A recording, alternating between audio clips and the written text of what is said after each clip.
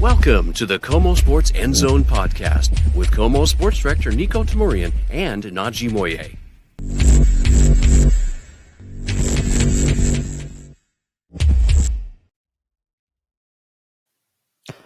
Well, welcome to the KOMO Sports End Zone podcast. I am Najee Moye, along with Niko Tamurian, I'm actually in his seat. He has been running everywhere around Seattle, specifically around T-Mobile Park, because of Niko. The Mariners are in the playoffs, and he is joining us remotely from the ballpark right now. Niko, what's going on? Yeah, so listen, we're going to be talking Seahawks. Obviously, that's what this show is. But, we'd be remiss if we didn't talk about this historic run from the Mariners. Right now, I'm at the scrimmage they're holding at T-Mobile Park, sold out 5,000 fans to watch a scrimmage, which is really impressive.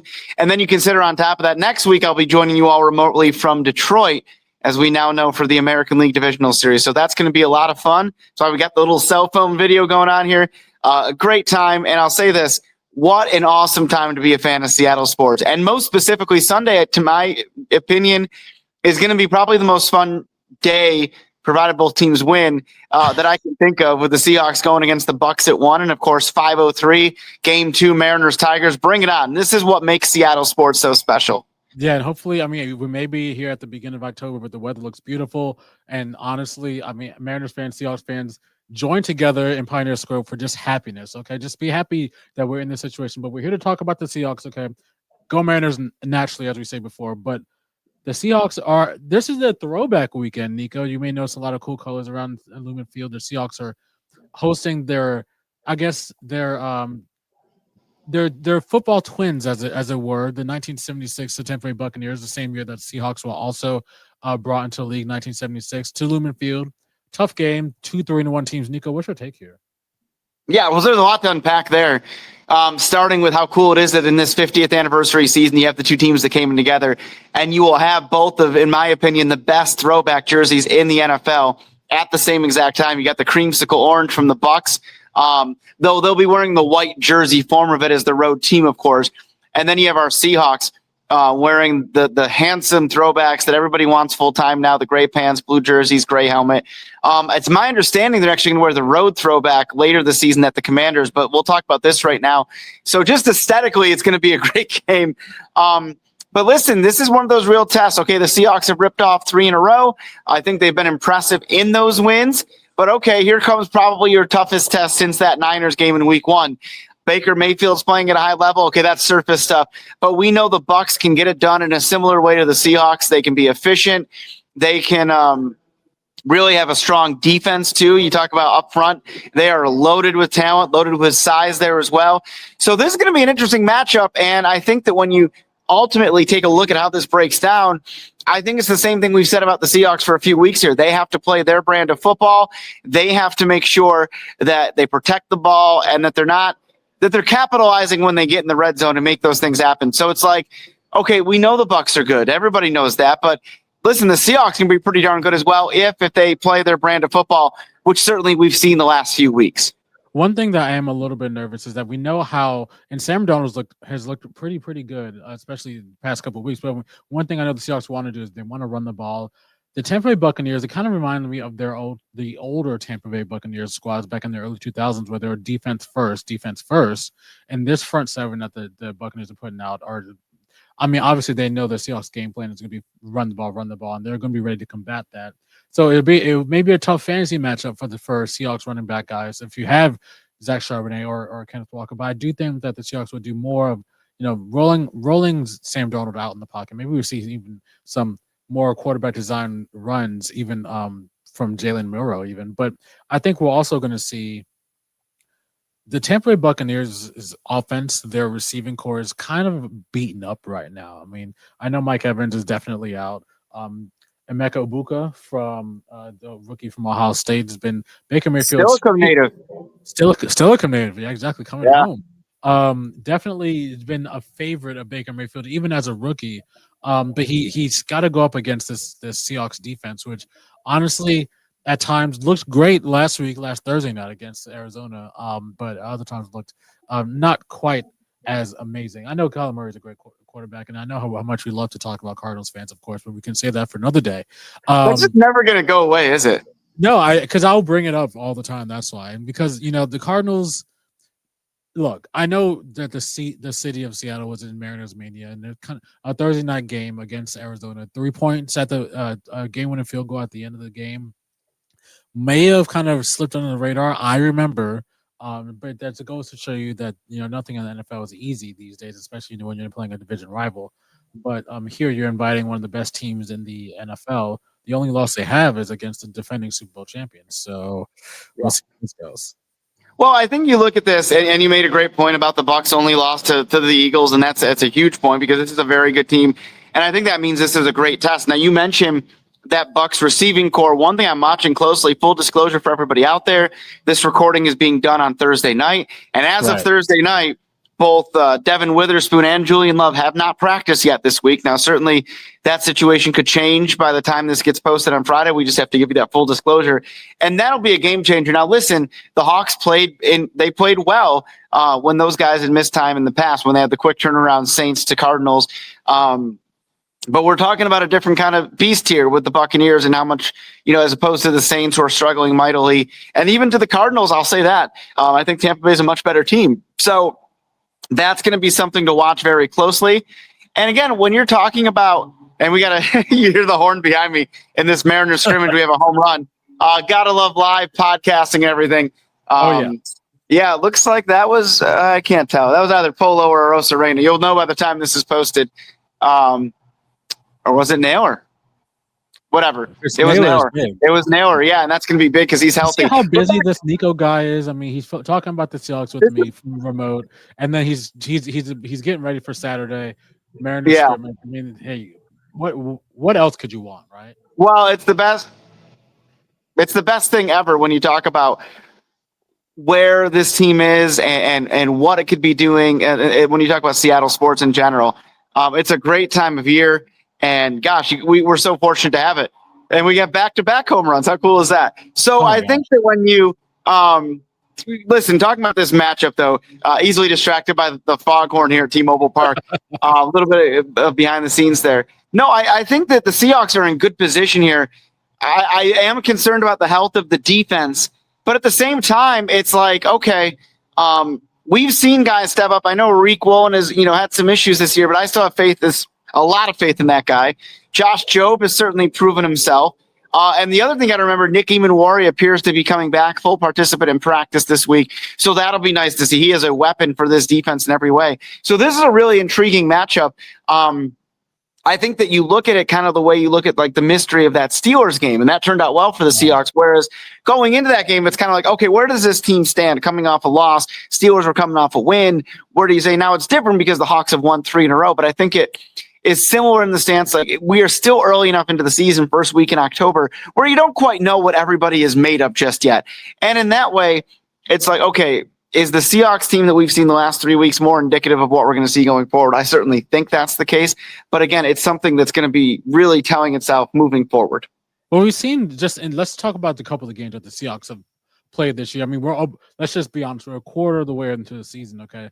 Week 1, heartbreaker, fumble edge of going down to score that winning touchdown, okay? The Steelers game, kind of oddness from a rookie here on the Steelers side, kind of miffing that kick returning and having some of those new rules kind of playing a big factor. And then that game winning field goal against the Cardinals. The Seahawks they're winning close games here, which is almost a skill that you can kind of that you can almost depend on. But this is a measuring stick game for the Seahawks, and I mean the measuring stick game under the guise of beautiful uniforms, as it were, It's going to be great to see the unis, honestly. It's going to be great to see unis. So, Niko, the Seahawks are +3 over the Buccaneers, which I'm kind of surprised that it even is 3. Wait, is it +3? Or they're favored by 3. Oh, they're favored by 3. Okay. Well, the old adage goes that the home field gives you 3, right? That's like how they measure home field advantage in that way. And I think that speaks to what we've said so far about this matchup, that it is an even game in that regard. And I think that it's going to be a fun one. I mean, you're talking about setting up a huge day in that way. One thing I'm looking for specifically is that when the Seahawks team has looked its most impressive, we've seen some listen, obviously the run game is what this team is built on, right? Running and stopping the run. But when we've seen them be their best is when they've got some things going in the passing game. JSN with a big day. Torrey Horton making things happen. And I'm still waiting for that first Cooper Kupp touchdown. I think it's coming soon. And I think that if the Seahawks can strike that balance, which we know they're capable of, Sam Darnold has by and large protected the football. Week 1, I think, was a bit of an aberration with, that tipped interception, things of that sort. But I think that if they get that going and can just distribute the ball, AJ Barner, Elijah Arroyo was more involved last Thursday. That's going to be a fun thing to watch for this team. And I think that's when they will sort of hit their potential moving forward. Yeah, I'm just looking at the injury report for the Buccaneers. What's available right now? I mean, just you mentioned the secondary. You mentioned when the Seahawks are doing well, their passing offense is huge. Well, I'm just going to read some names. Jamel Dean out with a hip. You got Benjamin Morrison. These are Buccaneers secondary. Benjamin Morrison with a hamstring. Another DB, Christian Eatson. I'm sorry for any Buccaneers fans. I'm butchering names here. So you have a couple names out here that are just will probably not see the field this weekend against Seattle. So it may be interesting. It may be just kind of almost going against the grain as far as like what the Seahawks need to do to win, as opposed to what they want to do, which is run the ball quite a bit. But maybe there may be some options for the passing attack, and maybe Cooper Kupp gets that first touchdown. But we're also going to see, and then maybe we'll see how these two handle each other or greet each other before the game. Is two former Carolina Panther quarterbacks, one-time Panthers, Baker Mayfield and Sam Darnold. I'm sure they're both happy to be out of there. Baker Mayfield made some comments about, reminiscing about the good old days. They weren't so great down in Charlotte. First of all, let me stop you for a half second, my friend. Can you believe somebody asked him about that? Do you ever reminisce about those good old days? He's like, those what old days? Who asked that? And admittedly, I don't know if the reporter was trying to say it in jest and get that reaction, but it didn't sound like it. And if Baker, the what days? What both of those guys, that was the low point of their careers. And certainly I think the way both quarterbacks have risen, Baker has been excellent. Darnold looked great last year and looks pretty darn good so far in 2025. It's a testament to how poorly those organizations were run with those guys. And, it's been great to see both guys recover. But I can't believe somebody said, do you ever recall and reminisce? Hey, Sam, do you remember that time that we both were on a really bad team, low points of our career? Do you remember that? How cool was what? Those are the kind of questions that give when you say people use the media in a negative way. That's why they use it. 99% of reporters are responsible and do a great job. But then you have questions like that, and you're like, what on earth is happening right now? I can't believe that happened. No, that was an awful question. And shout out to Baker for, I would have been a little bit more colorful with the language I may have used. But, speaking of Baker, he is my fantasy quarterback here in my other KOMO league here that I used to beat Niko last week in our matchup last week. 3 weeks ago, bud. It was a couple weeks ago. It's fresh in my mind, I just want to bring that up for the podcast. Niko, what is if the Seahawks want to win this game, this win against the Tampa Bay Buccaneers, these are two playoff teams, what is one thing that the Seahawks definitely need to make sure they get done? Got to get the run game going. And that's with the caveat that, I expect this defense to be elite every week now. I've seen enough. I know they're going through injuries, as we talked about, but that's the given to me at this point, even with a good team like the Bucs. So I think for this team to be successful and get this win, you got to establish the run. And we've seen it in flashes. K9 certainly the last 2 weeks has gotten going. Yeah. But you got to create more holes for them. You got to have it more consistently done. So I think that Mike McDonald put that call out there for his line and for his running back room. They've answered it to an extent, but I still think they need more. And hopefully that's what we see moving forward. And I think that'll be the key. If the Seahawks run the football like we know that they're capable of. You got to remember, even in that win against the Saints, it wasn't like they ran for a ton of yards on the ground. They just beat up the Saints in every other way that it didn't matter, really. They were a little bit better against the Cardinals, and certainly we saw them looking pretty good against the Steelers. But you need to see it more consistently, yards per carry, more effective holes from the line. And I think that'll be a major difference for this team moving forward from the standpoint of, establishing the run.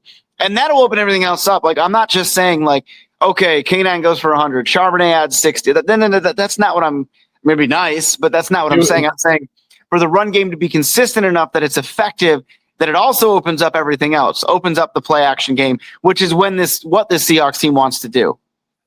And especially for the runs to be timely. I know I'm looking at the box score for the Cardinals game, and you had K9 running for 81, Zach Charbonnet going for 40, 39 yards and a touchdown, and a big 24-yard run from Sam Darnold. I see what you mean. We may not see over 100-yard, 120-yard run from our game from K9, but we'll see something. We need the Buccaneers to be able to respect the run, is what you're saying. Whenever third and one, just know that the Seahawks will come at you with the run from Zach Charbonnet 100%. Totally. And the run game, getting the yardage is obviously paramount, but it's also everything else that opens up because you can't run the ball 4 downs, right? So it's like have the running game be effective enough that maybe those guys start creeping up and you get some of those mid-range passes, which this team seems to thrive on so far this season. Right. Just want to also, I'm looking at the box score. Something that's interesting is that Sam Darnold averaged 9.3 yards per completion in the Cardinals game. So a lot of big passes here, almost a first down every pass. So that's good. No picks. We like seeing no picks, especially coming after last year. We saw a significant number of picks. Niko. Yeah, they're protecting the ball a lot better this year. Yeah. I think, sure, you may switch a quarterback, obviously, but I think just as importantly, maybe even more importantly than that, and I think definitely more important than who's under center is actually the scheme. Right. You're seeing an NFL scheme now, and this isn't a knock on Ryan Grubb, but his offense is a college scheme, and that's why he went from UW after 1 year at the Seahawks back to Alabama. I mean, this is not a knock on Grubb. It's just what his scheme is. It's much more effective in the college game, and now you're getting a pro set that allows Darnold. And you listen, I think Geno, if he was in this system, not to rehash the past, but I think Geno Smith would even be more effective this year than he was last year. Now, I think Darnold overall protecting the ball better anyway. But I think the scheme, Kubiak's scheme, is something that sets this team up for success in every way. Yeah, I think you're right. Talking more about that defense, the Seahawks basically shut down the Cardinals' run game last week, and I think they have the chance to do it again to the Buccaneers this week. We're also seeing Bucky Irvin, someone who you mentioned in fantasy from the Buccaneers, may not play. Also, he's got a foot injury and a shoulder injury, so he's you need both of those things to play running back. So, Niko, we need a score for the Seahawks Buccaneers game. What are your thoughts? That's a good question. I think that it'll be a close game. The number that keeps popping in my head, and it's funny because I don't think the score will actually be this way. The number that keeps popping in my head is Seahawks winning 31-20. Now, I think Tampa's better than that.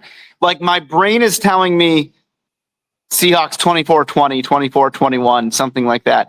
But you know what? I'm going to say it because the number keeps popping in my head, 31-20 Seahawks. I'm going to go with it. And that's not a knock on Tampa because, again, I think they're arguably the best team the Seahawks have played this year, but I think the Seahawks have found something. They're clicking. I think that first game, the first week loss to San Francisco was much more about this team finding itself, figuring its way. Not that you want to see that in week 1, but it sometimes happens that way. I think they've found something here, and I think what we've seen the last 3 weeks is much more indicative, and it's going to be a close game, but I think they're going to find a way to win it. One thing I'd love to see from the Seahawks is a couple of defensive touchdowns. I'm thinking, well, not a couple, but maybe 1 or 2. I mean, 1 would be great. I think you'll take any way you can get it, right? Yeah, well, and when you mentioned that big score, I was like, wow, we're thinking about maybe a punt return, maybe a Torrey Horton punt return. That'd be great, or maybe or pick 6. I'm thinking about the pick 6 that they had to beat Atlanta last year. I do think the score will be a little bit more, will be a little lower. I am seeing in my head, in my Swami globe here, I'm more of a defensive game. I'm gonna say, and I'm not sure if Jason Myers just keeps smelling salt with him everywhere he goes, but I mean, it wouldn't be the worst idea. It wouldn't be the worst idea. I know there's been some rude phases with smelling salts, but hey, that was a long field goal hit against the Cardinals. It wouldn't be poetic if by maybe 4 o'clock when this game is ending that we're the Seahawks are winning this game with a game-winning field goal. In the unis, just as the Mariners are about to have first pitch about an hour after that for game 2. Can you just imagine that? I'm seeing a 17-14 game. I mean, I can see that too. And yeah, I think that you're talking about one of those days that could go down in Seattle sports history. I mean, I think it already is, but the idea that both teams could win. And you're talking about the Mariners. If they win, that means they're certainly in a position to close the series out in Cleveland if that, again, all hypothetical happens. So, yeah, that's a really special thing to think about. And Jason Myers has proven to be clutch time and time again. boy, oh boy, to get that field goal in that situation from that distance to beat the Cardinals was special. Yeah. Hey, he's a good fantasy kicker. He can hit from 50 plus if you know it. He definitely can.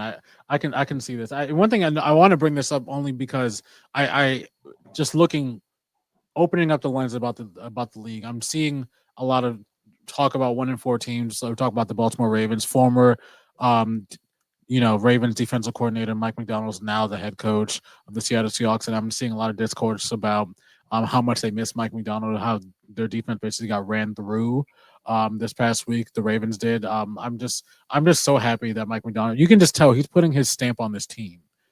This is a physical team that will not take no for an answer, and I think physicality is what's definitely going to take to beat the Buccaneers. I think very highly of the Buccaneers. I think Baker Mayfield's a great quarterback. I also want to draft him in fantasy, but I do think they're running up against him a bit of a buzzsaw, in this Seahawks, especially this weekend. I agree with that, and I think the amount of pressure that the Seahawks have generated just from their front four, like without Mike McDonald, have to dial up like some exotic blitz scheme or something like that. It's really impressive, and it's a testament to Big Cat Leonard Williams, Jaron Reed, Byron Murphy has taken a huge leap from year one to year two. Mm-hmm. So that's a big key to mention. And you talk about it, I think like we talked about late last season, this defense coming into its own. Well, I think it's even better right now, and that's a huge statement, and it's going to be what carries this team as far as they go. Yeah, at the beginning, I know it's been a couple of weeks since the first episode of this podcast, but I said the defensive player that I'm looking for to be MVP of this defense is Big Cat, is Leonard Williams. And he's already shown that he's one of the best defensive players in the league, one of the best defensive linemen in the league. And I mean, he was like that in New York, and he's like that here. And we got other players that you mentioned, Byron Murphy, that's stepping up in big ways. So I think. Now, I think when you look at some of the Seahawks wins this year, they don't look as convincing. I mean, you want every game to look at the Saints game, obviously. It's probably not going to happen. But I do think, just being able to win these close games and stay in it to the end, just talking about even the Niners game at the beginning of the year, the Seahawks had chances to win that game. They could be undefeated by now. Great play by Nick Bosa to push a defensive Seahawks offensive lineman into Sam Darnold. Whatever. It happens, and you just got bounced back from that, and 3 straight from the Seahawks is not bad. This could be we'll take it. Yeah, this could be a playoff matchup in the future against the Buccaneers. If everything's, I think I can definitely see both these teams making the playoffs and playing each other. And this is gonna be a fun game. It's gonna be a fun weekend here in Seattle. You got 2 Mariners games, Seahawks, Sounders. I mean, hey, what else could you want for the first weekend of October? No. Yeah, and the Kraken starts next week too. Huskies back home next week too. They're at Maryland this week. And you made a great point about the way the Seahawks are rolling right now. Back when we did the season preview, we kind of looked at it like this first 4 games, like, hey, 3-1 would be good. 4-0 is possible. 2-2 rather is less likely. But 3-1 was kind of the benchmark that can set everything. And let's not forget this entire offseason, the so-called experts in Vegas had the Seahawks as a 7.5 win total for the over-under this season. Well, guess what? They're already halfway there, basically. More than halfway there if they can beat the Bucs on Sunday. So I think that'll be indicative of where this team is heading, defying expectations once again. We're in this lonely corner of the country. Everybody looks like, Darnold, this. Well, we see it up close and personal, and we knew this team was better than that. It'd be nice if they could make another statement in that regard. And I think they will against, like you said, a playoff team in the Bucs, Nash. You're talking about, you talk about records, and I always say, look at the schedule. I picked the Seahawks to win 12 games this year, mostly because of the strength of their schedule is not as strong as others. I want to go through really quick what they have after the Buccaneers. You got the Texans who are 1-3. You got the Commanders who are 2-2 with a hurt quarterback, and you got the Cardinals again, and then the Rams. I think that's maybe the next big game. I know I talked about the Texans before, and they're having some issues right now, but I think the Rams on the 16th of November is the next big game that they'll have after this. But we're not looking ahead. We're not looking too far ahead. I'm just saying there's wins to be had for the Seahawks this year, early this year especially. But this is a big one. This is the one you want to strap your helmet on. This is the one you want to make sure you got a good seat. Honestly, get yourself to a bar, Pioneer Square. Just park yourself all day on Sunday because it's gonna be a great day. It's gonna be a great day. It is. Oh, I can't wait, Nash, and I can't wait to do next week's show from Detroit. Hopefully, I want to clinch or something like that at the same time that we're talking about a 4-1 Seahawks. How's that sound? That sounds good. Go get you some Detroit style pizza after all. Hey, Yeah, how about that? But I'll miss our Seattle seafood. Luckily, it's only a week trip, and I'll be back by at the latest next Thursday. Hey, go M's, go Hawks. No, this was fun. This was fun. Have fun at the ballpark. This was the KOMO Sports End Zone. I'm Najee. He's Niko. Have a great day.